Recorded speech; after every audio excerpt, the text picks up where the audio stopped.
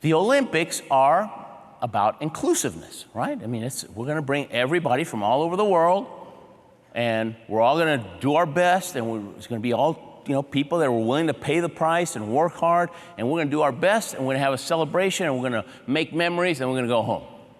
So I go to the Calgary Olympics, and the Jamaican bobsledders, they're getting bullied by the Germans, okay? I couldn't believe it. I mean, they were making fun of them. Well, see, bobsled is Switzerland, Austria, Germany, and northern Italy, which is basically Germany, okay? Those are the countries that do bobsled big time. You practically have to be blonde hair to be admitted into the sport, all right?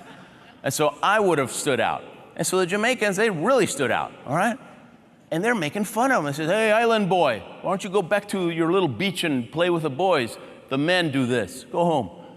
And I was shocked, right? Because it's total un-Olympic behavior instead of, And after I saw it 3 times, I just had to go up to one of these guys. And I talked to one of the bobsledders, and I asked him, man, what are you feeling? What's it feel like? I mean, these guys are laughing at your dream. They're laughing at your face. And I'll never forget what he said. He said, we're winners. We intend to get the last laugh. And I thought, whoa, these guys are tough, right? So I kept my eye on them.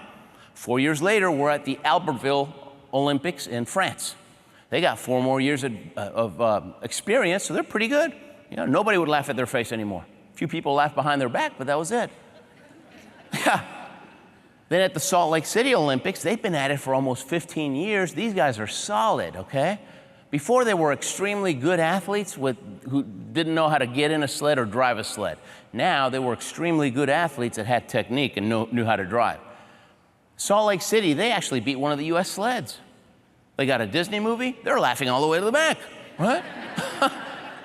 So what I learned from the Jamaicans is that average people, and that's most everybody out there, guys, average people, when you tell them about your goals, your dreams, your ambitions, right, what you want to do, they're going to go through 3 stages. First, they're going to laugh at you because they don't believe. Then, they're going to watch you. And when you start making things happen, they're going to admire you, okay? But you don't get to admiration if you can't put up with laughter, right?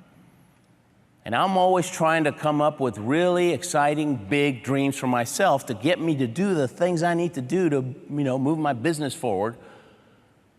The dream, I have to come up with a really good dream. And if I'm not getting at least a few people once in a while laughing at my dream, I know that's an indicator that I'm not dreaming big enough. I got to step it up a notch.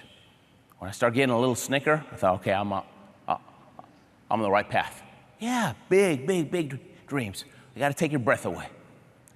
Take your breath away. Keep you up at night. Get you excited like a little kid. Woo! Can't wait till I get that. Yeah, it's got to be like that.